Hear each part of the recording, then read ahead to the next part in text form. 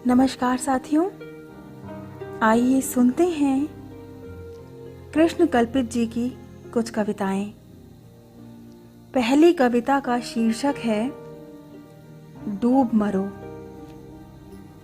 मैं तुम्हारे तलुओं पर जैतून के तेल की मालिश करना चाहता हूँ। जिन हाथों से थामा था तुमने साइकिल का हैंडल, मैं उन हाथों को चूमना चाहता हूँ।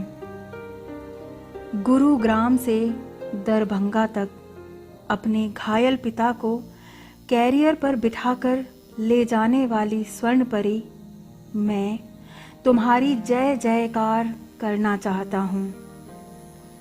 तुम्हारी करुणा, तुम्हारा प्यार, तुम्हारा साहस देखकर हैरान हूँ। आश्चर्य से खुली हुई हैं मेरी आंखें। मैं उन तमाम 33 कोटि देवी देवताओं को बर्खास्त करना चाहता हूँ जिन्होंने नहीं की तुम पर पुष्प वर्षा। मोटर गाड़ियों, रेलगाड़ियों और हवाई जहाजों का आविष्कार क्या आतताइयों, अपराधियों और धन पशुओं के लिए किया गया था?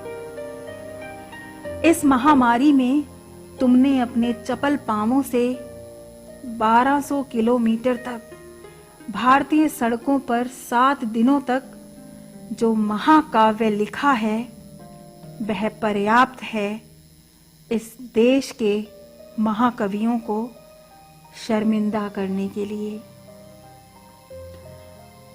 डूब मरो शासकों, डूब मरो कवियों, डूब मरो महाजनों। ओ साइकिल चलाने वाली मेरी बेटी, मैं तुम्हें अंतस्थल से प्यार करना चाहता हूँ। अगली कविता का शीर्षक है पथ पर न्याय। हत्यारा अकेला होता है, अधिक होते ही हत्यारा कोई नहीं होता। 3 या 4, 5 या 7 मिलकर किसी अकेले को कभी भी कहीं भी मार सकते हैं और मारने के बाद आप भारत माता की जय या गौ हत्या बंद हो के नारे लगा सकते हैं। इसी पद्धति पर चलती हैं पदातिक टोलियां, पदाती जत्थे। हिंदी पट्टी के मैदानों पर गश्त करते हुए अलवर से आरा और मुजफ्फरपुर से मुजफ्फरनगर तक किसी को मारते हुए, किसी को जलाते हुए, किसी को नंगा करके घुमाते हुए। कहीं धर्म की हानि तो नहीं हो रही, कहीं विरोध की आवाज बची तो नहीं रह गई, कहीं किसी की भावनाएं भड़की तो नहीं। पदातिक टोलियां पथ पर करती हैं न्याय, बेहिचक, बेखौफ। अब न्याय के लिए कहीं जाने की जरूरत नहीं, न्याय आपके दरवाजे तक आएगा। अदालतें कब तक रोक सकती हैं होते हुए न्याय को? न्याय का नहीं होना ही अन्याय है।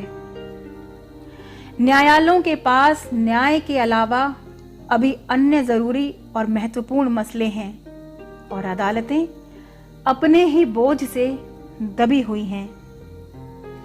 लेकिन न्याय किसी न्यायालय, किसी सरकार की प्रतीक्षा नहीं करता। वह कभी भी कहीं भी प्रकट हो सकता है। न्याय रुकता नहीं है, होकर रहता है। न्याय होकर रहेगा। न्याय किसी का विशेषाधिकार नहीं है। न्याय कोई भी कर सकता है, कोई भी प्राप्त कर सकता है।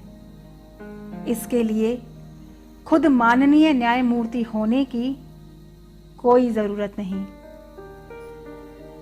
कोई भी हो सकता है न्यायाधीश, वह कोई सड़क का गुंडा भी हो सकता है। मुझे एक दिन नंगा करके सड़क पर घुमाया जाएगा। मैं एक दिन रास्ते में मरा हुआ पाया जाऊंगा। उम्मीद है आपको यह कविता पसंद आई होगी। आप इन कविताओं को आपके दोस्तों और सोशल मीडिया पर साझा कर सकते हैं। कविताओं के इस अनूठे सफर में हम सफर बने रहने के लिए आप यह चैनल सब्सक्राइब कर सकते हैं। फिर मिलते हैं एक और नई कविता के साथ। नमस्कार, सायोनारा।